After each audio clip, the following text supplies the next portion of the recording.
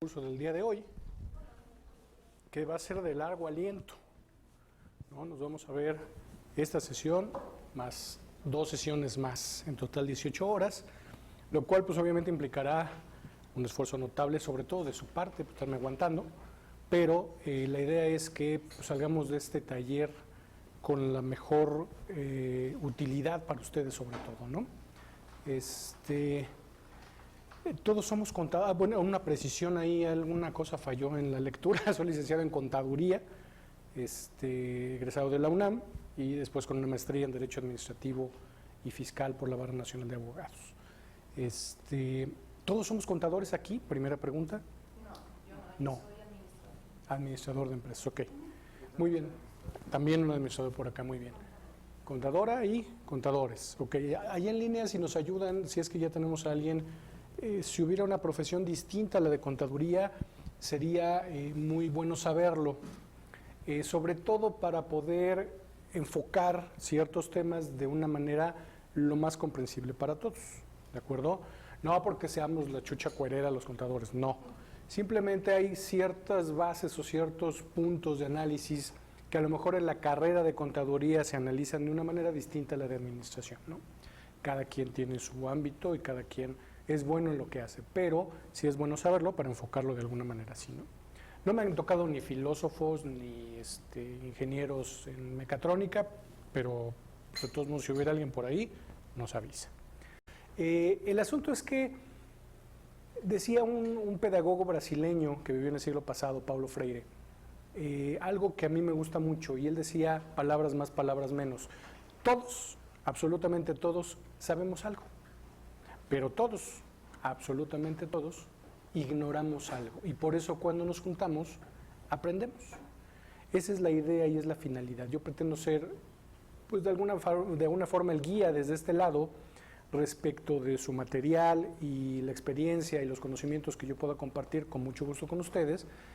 Pero seguro cada uno de ustedes tiene sus experiencias, sus puntos de vista, y son válidos y son adecuados compartirlos, ¿de acuerdo?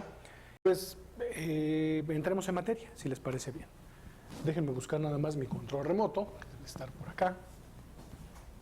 Bueno, a las 10 de la mañana aproximadamente tendremos un receso para poder comer algo y despejarnos, ¿sale? La idea de este taller básico de ISR para personas morales es, de alguna forma, adentrarnos de lleno en dos grandes temas, diría yo. El primero es la ley del impuesto sobre la renta, por supuesto, pero además en materia de personas morales.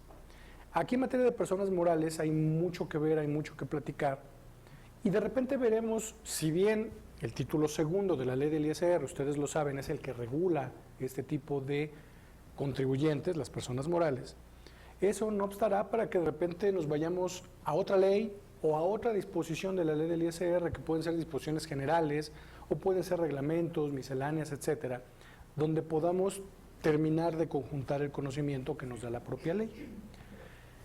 Desafortunadamente, y creo yo que desafortunadamente hoy día la resolución miscelánea fiscal tiene más hojas que la propia ley.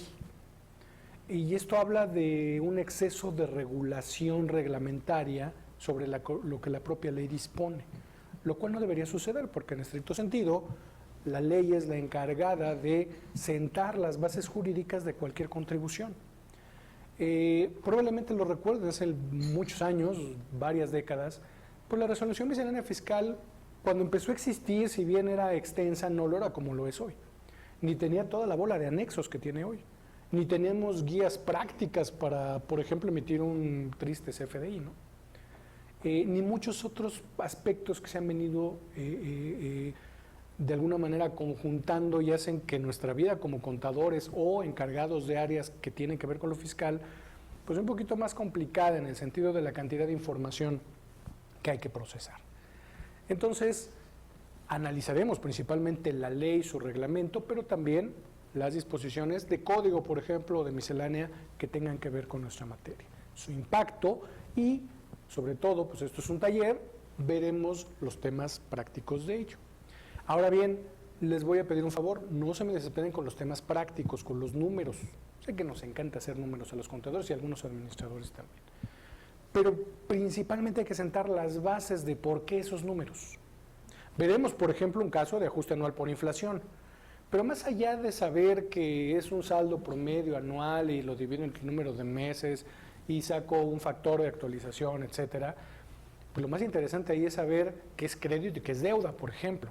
Sentar bien las bases y conocerlas, porque pues tenemos catálogos de cuenta más o menos similares, pero habrá empresas editoriales, por ejemplo, que tengan un catálogo un poquito distinto del que tiene una procesadora de alimentos o del que tiene una prestadora neta de servicios. Y entonces ahí lo interesante será distinguir, por ejemplo, créditos y deudas. Me permitiré en ese sentido entonces a lo mejor adentrarnos más en ello y si veremos números, pero ya de una manera un poquito más relajada. ¿De acuerdo? ¿De qué va nuestro curso? ¿De qué va nuestro taller? Vamos a ver los siguientes aspectos. Primero, vamos a ver consideraciones generales respecto de los ingresos y la acumulación de las personas morales. Veremos que hay ingresos nominales, acumulables, los momentos muy importantes en que se producen estos ingresos, que vamos a ver que no necesariamente cuadran o tienen relación con los momentos en que teóricamente me marca el CFDI. Entonces habrá que tener cuidado en ese sentido. Veremos épocas entonces de acumulación, todo esto, insisto, en relación a las personas morales del título segundo. Recordemos que desde 2017 existe un régimen especial, probablemente ya hayan oído hablar de él, para personas morales que pueden acumular sus ingresos cuando los cobren. Esto es a través de un estímulo fiscal del título séptimo, que es el de los estímulos fiscales, por allá del capítulo octavo, si no mal recuerdo. Ese lo tocaremos por ahí con algunos aspectos, pero no lo vamos a abordar, porque es un régimen especial. Es casi lo mismo que personas morales de las que ya conocemos, pero su régimen de acumulación o su época de acumulación se circunscribe al momento del cobro, ¿de acuerdo?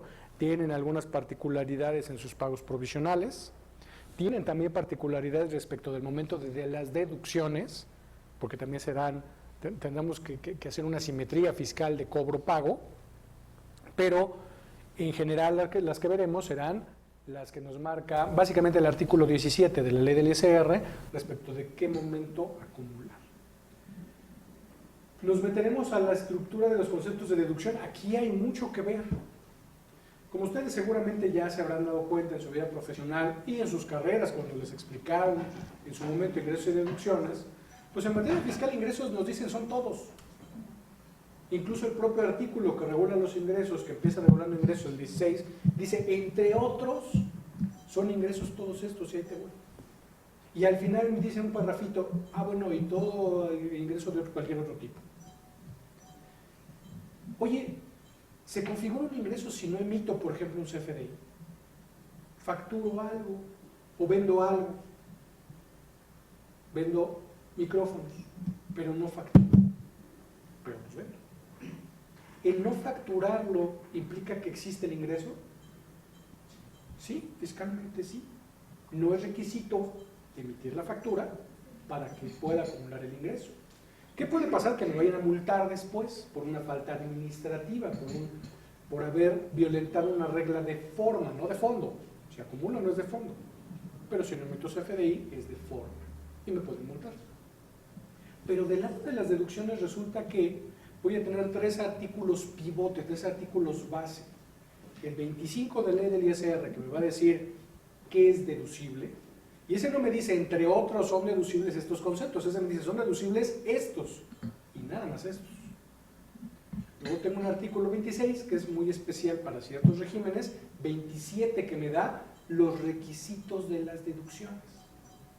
Y ahí nos vamos a meter a fondo ahí, porque es muy importante, y ahí nos dicen, entre otras cosas, que ahí sí debo recabar el comprobante fiscal que ampare la operación.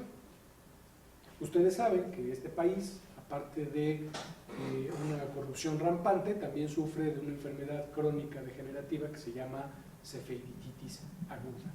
Y para todo queremos CFDI, para todo necesitamos CFDI. Entonces, en ese sentido, veremos cuáles son las principales reglas de los requisitos.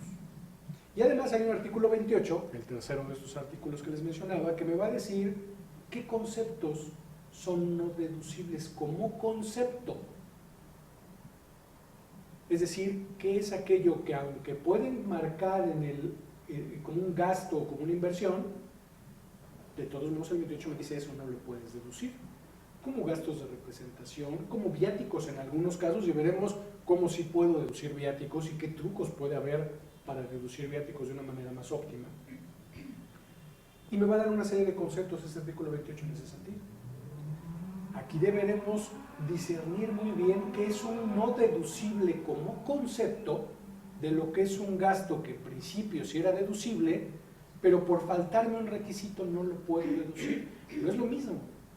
No es lo mismo un concepto que no puedo deducir por falta de requisitos a un concepto que no puedo deducir porque la propia ley establece que no lo puedo deducir. Y veremos, por ejemplo, su efecto en mis cuentas de control de utilidades de accionistas, que conocemos coloquialmente como CUFIN. ¿Qué efecto puede tener ese no deducible? ¿Y qué no deducibles debemos incluir en el cálculo de la CUFIN? Porque no todo lo que no pueda deducir afecta a la CUFIN, por ejemplo. Y, obviamente, ustedes lo saben, mientras más CUFIN tenga, ¿qué significa? Que más dinero se pueden llevar mis socios libre de impuestos, lo cual puede mantener a mis socios muy contentos y, en consecuencia, pues puedo mantenerme a mí también muy bien en mi trabajo, como profesional independiente o dentro de mi organización. Todo esto de las deducciones será entonces un mundo que abordaremos muy puntualmente. Muy probablemente en el día de hoy se nos vayan estos dos conceptos nada más, e incluso algunos temas de deducibilidad los toquemos en la próxima sesión. ¿Por qué? Porque ahí está, como diremos algunos, la carnita, lo que más importa. Al final de cuentas estamos hablando de mi base, ingresos menos deducciones menos PTU pagada igual a utilidad fiscal. Vamos a ver fórmulas y vamos a ver cómo determinar. El tercer gran tema será el costo de lo vendido, que es también un tema bastante complejo, pero que va colgado de mi costo contable. Veremos, y será breve en ese sentido el tema en materia fiscal, porque casi todo lo recarga hacia mis normas de información financiera. Me dice qué costos están permitidos, bajo qué método, algunas reglas sí muy específicas que veremos dentro del marco de este tema, pero todo lo demás la verdad es que se recarga en cómo calculo mi costo contable. Entonces, analizaremos las principales reglas en relación al costo de lo vendido, que es para muchas empresas uno de los principales rubros de costo. Cómo manejarlo, cuándo deducirlo y cómo tener cuidado, salud con los inventarios y con mis anticipos. El cuarto gran tema será, tengo aquí algún problema técnico con el control remoto, ya jalé. Es sábado, comprendo. El cuarto gran tema, inciso D, será pagos provisionales. Aquí veremos todo lo relacionado con esta obligación que es exclusiva, fíjense ustedes, casi exclusiva de las personas morales. ¿Por qué digo casi exclusiva? Porque las personas físicas también hacen pagos provisionales. Las de actividad empresarial se parecen mucho, incluso lo tienen un poquito más complicado, porque es con datos reales. Pero en las personas morales existe una cosa que como nos hace sufrir todos los años, el coeficiente de utilidad. ¿Por qué? Porque el coeficiente de utilidad es el parámetro que me va a decir si pago mucho o pago poco. No es el único, pero es el principal. Y va a depender de mi historia. Y no solo de mi historia del año pasado, sino incluso de mi historia de hace 5 años. Y un coeficiente de utilidad puede deshacer a una persona moral. ¿En términos de qué? En términos de flujo de efectivo. Dicen nuestros vecinos del norte, cash is the king. Y en ese sentido creo que tiene mucha razón. Muchos de los negocios en México, empresas, pueden ser rentables a nivel utilidad, pero pueden sufrir mucho a nivel de flujo de efectivo, de flujo diario. Muy probablemente ustedes ya se hayan enfrentado a esas situaciones, de decir, como contador, como empresario, mi jefe, etcétera, me dice, oye, tenemos tanto, ¿qué hacemos? ¿Pagamos la nómina, pagamos proveedores o pagamos impuestos? Pero para ustedes no me alcanza. Y menos con esas cifras de impuestos que me das tan altas, ¿no? Aunque les dé unas cifras razonables. Está demostrado científicamente que 11 de cada 10 personas de este mundo no les gusta pagar impuestos. Sé que no existe esa proporción, pero si hubiera un onceavo tampoco le gustaría pagar. Por eso las leyes son coercitivas, tienes que pagar. Y esto en los empresarios sucede muy a menudo, no quieren pagar. ¿O sí? No, ¿verdad? Pero entonces nuestra labor y parte de lo que queremos, de lo que quiero que analicemos aquí es cómo beneficiar al contribuyente con la ley en la mano. ¿Qué puedo hacer para efectivamente generar un flujo más favorable para mis empresas, para mis sociedades, en este caso personas morales, de tal manera que puedan cumplir con sus obligaciones bien por la derecha? Evadir no es la solución. Evadir significa saltarse las trancas. Planear fiscalmente es otra cosa. Y en evasión, cuidado, porque vienen ya están haciendo más persecutorio este asunto de, por ejemplo, el famoso artículo 69b, que tiene que ver con operaciones presuntamente simuladas. Es una presunción, también ahí la autoridad se está volando la barda, y se está cocinando en el Senado la posibilidad de convertir esto en un delito de delincuencia organizada, que no tiene muchos pies y cabeza la reforma. Vamos a ver en qué termina, porque no existen los elementos para pensar en una delincuencia organizada por la compra-venta de facturas. Sin embargo, es un hecho que lo están queriendo castigar y que están persiguiendo y que están muy metidos en esto. Entonces, en otras palabras, pues eso de comprar facturas no es y nunca ha sido una estrategia, es un acto ilegal. Lo que pasa es que ahora lo están persiguiendo más, pero siempre ha sido ilegal. La idea es ver de qué forma sí puedo sacarle provecho a la ley con la ley en la mano. Pagos provisionales, entonces, también será un gran tema. Siguiente gran tema, el ajuste anual por inflación. Esta cosa que sí es exclusiva de las personas morales, ninguna persona física tiene que calcular esto, pero las morales sí.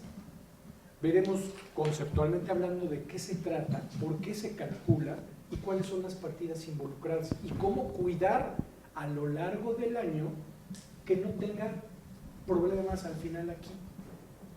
Yo sé que ustedes no, estoy completamente seguro, pero conozco muchos contadores que cuando hacen su ajuste anual por inflación. En diciembre. En diciembre, ¿verdad? Y eso sí nos fue bien en diciembre. Creo que te viste muy benévolo con nuestra profesión, Eduardo. Muchos están en marzo calculándolo, ¿no? Ya que vino el auditor, ya que cerramos bien, ya que hubo toda una serie de ajustes, entonces ya calculo el ajuste. Y cuando calculo el ajuste me puedo llevar un buen susto.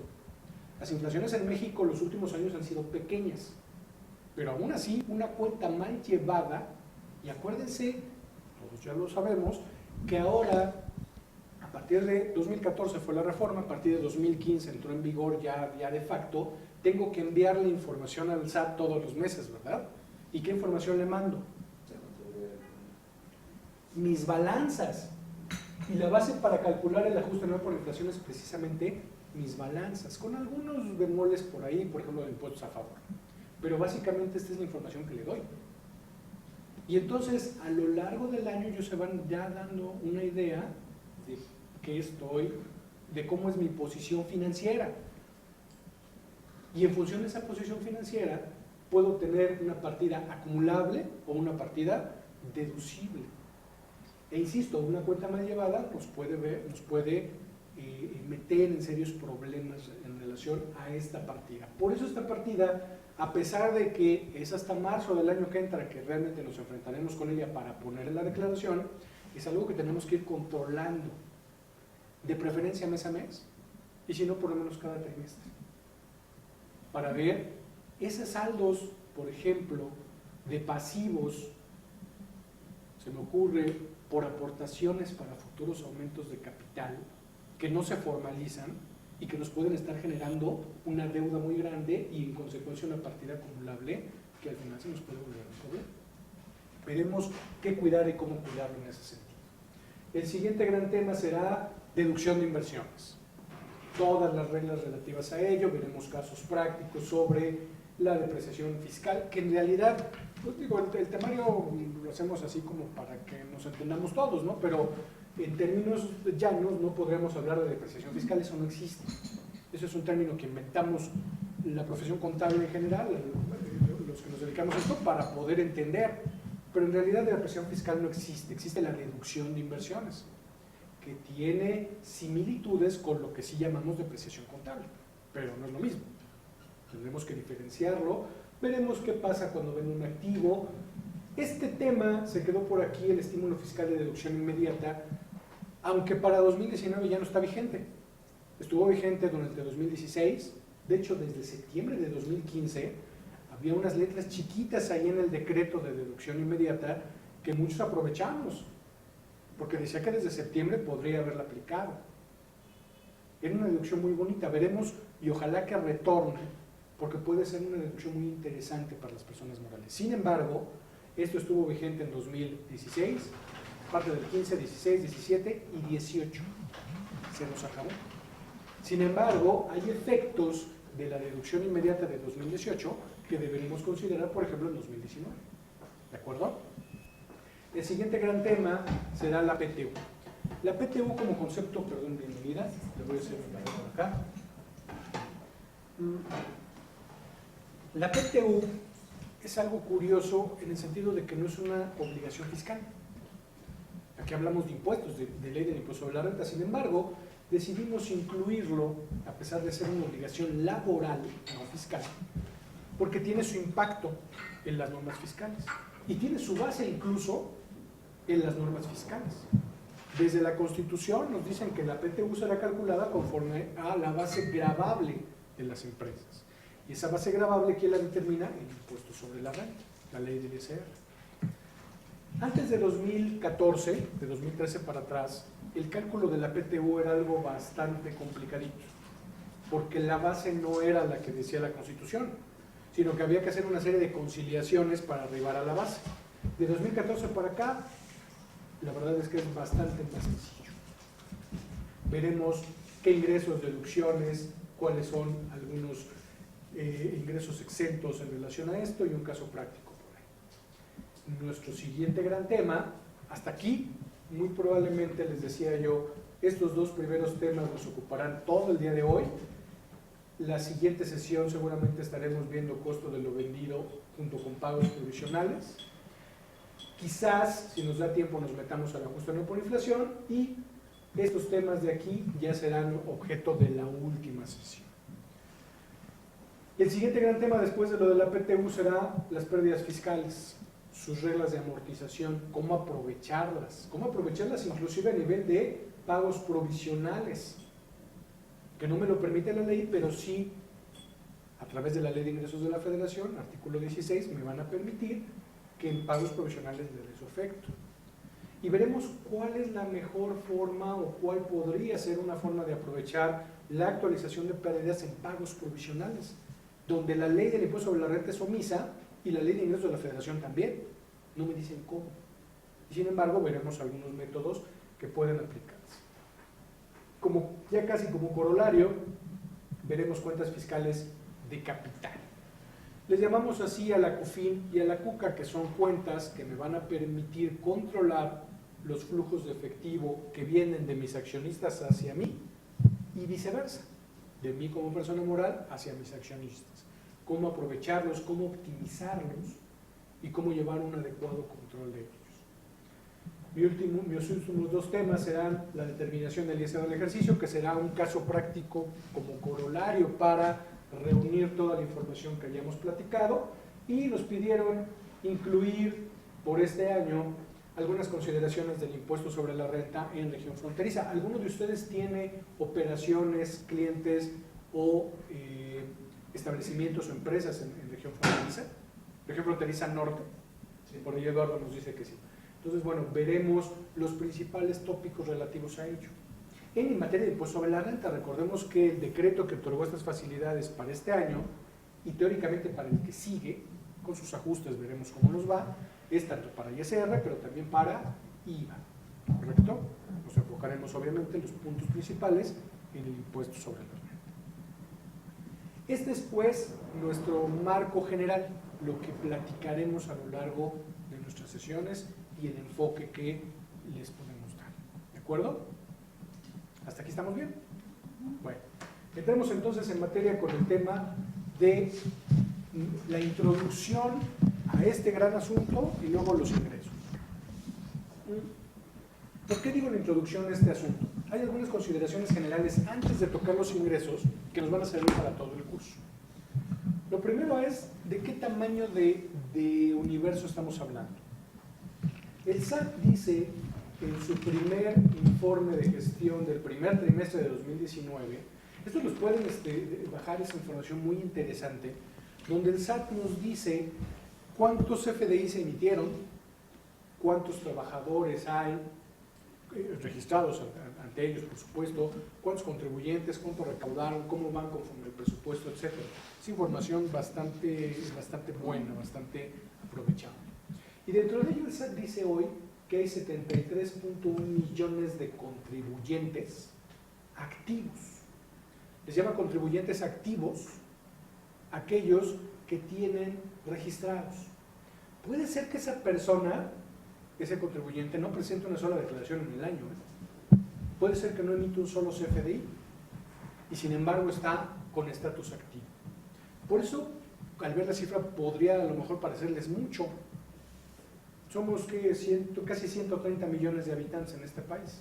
Si quitamos todos los niños, quizás adultos mayores, etcétera, pues queda un universo cada vez más reducido y aparentemente pues todos estamos registrados, cosa que es bastante rara. ¿Qué pasa en la práctica? Que a lo mejor me registro o me registraron porque fui trabajador, perdí mi empleo y ahora vendo tacos en la esquina de mi casa, o hago venta de garage todos los fines de semana en el patio, o hago alguna otra actividad por la que no pago impuestos, por la que vivo en la economía informal. Sin embargo, el SAT, ese taquero que lleva 5 años vendiendo tacos en la esquina y que hace algún tiempo fue trabajador, pues sigue diciendo, lo tengo activo. Entonces, por eso la base puede ser tan alta. Hoy día, según datos del propio gobierno de nuestra república, por lo menos hasta el año pasado, no creo que haya variado mucho, indican que de cada 10 pesos que se mueven en la economía de nuestro país, casi 7 se mueven en la informalidad, no pagan impuestos. Los otros 3 somos todos los demás cautivos, todos los que estamos ahí pagando y pagando y pagando y sosteniendo el aparato gubernamental y todos los gastos. Una de las cosas de las cuales adolece fuertemente nuestro país es de la baja cantidad de masa de contribuyentes, a pesar de que el SAT diga que somos un chorro los que estamos ahí. Ahora, de estos 73 millones de pesos, ¿dónde vamos a enfocar nuestro curso? En apenas 2.1 millones de contribuyentes, que son las personas morales, que representan menos del 3% del padrón. En realidad hay muchas más personas físicas, casi todas asalariadas. Si ustedes contrastan estos 41.7 millones de personas asalariadas, según el SAT, contra lo que dice el Seguro Social que tiene como trabajador registrado, pues verán que no hay una congruencia en las cifras. Lo que pasa es que el seguro sí lo mide en función de quién está aportando cuotas y eso significa que sí está activo. Esto es de acá. Sin embargo, bueno, son las cifras de nuestro gobierno, no nos metamos en mayores honduras, pero lo interesante aquí es que hablamos de una masa de personas morales bastante pequeña y que sin embargo aportan la mayor cantidad de recursos a las arcas de este gobierno. Si vamos a hablar de personas morales, necesitamos definirlas conforme a la ley. ¿A qué ley? A la ley del impuesto sobre la renta. En materia de personas físicas, por ejemplo, no existe una definición de persona física en la ley del ISR, pero sí existe para persona moral. Disposiciones generales, artículo 7º, me dice, más que darme una definición, me dice quiénes están comprendidos como personas morales. Y son, entre otras, bendita definición, las sociedades mercantiles. Sociedades mercantiles, ¿dónde me las regulan? En la Ley General de Sociedades Mercantiles, artículo 1º, y ahí me dicen que hay 6 tipos de sociedades mercantiles básicas, que son la más común, sociedad anónima, que puede ser de capital variable o capital fijo, todas ellas pueden serlo.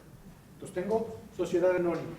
¿Cuál otra, después de la sociedad anónima, ¿Cuál otra conocen que es bastante común? No tanto como la sociedad anónima. Sociedades de responsabilidad limitada, efectivamente. Son las dos más comunes, no sé si lo hayan notado. Hay otras más, hay sociedades en comandita simple, comandita por acciones, nombre colectivo, cooperativas por ahí, pero las más comunes son SA o SDRL. ¿Se han preguntado alguna vez por qué? ¿Será que los notarios ya no quieren trabajar y dicen, no, pues ya tengo las de la SL, ya con esas, ¿no? O sea, hay beneficios, o sea, hay algunos beneficios. Resulta que hay beneficios, perdón, se me olvida lo del micrófono, Eduardo. Nos dice Eduardo, pues hay beneficios. ¿Qué beneficios recuerdas? Hay uno principal. Yo que recuerdo ahorita de la RL, bueno, es de que los socios solamente responden hasta por el monto de sus aportaciones. En esas dos sociedades, los accionistas responden por sus aportaciones. En las demás no. En los otros 4 tipos responden con todo su patrimonio. Esa es la razón por la que SA y SDRL son tan populares.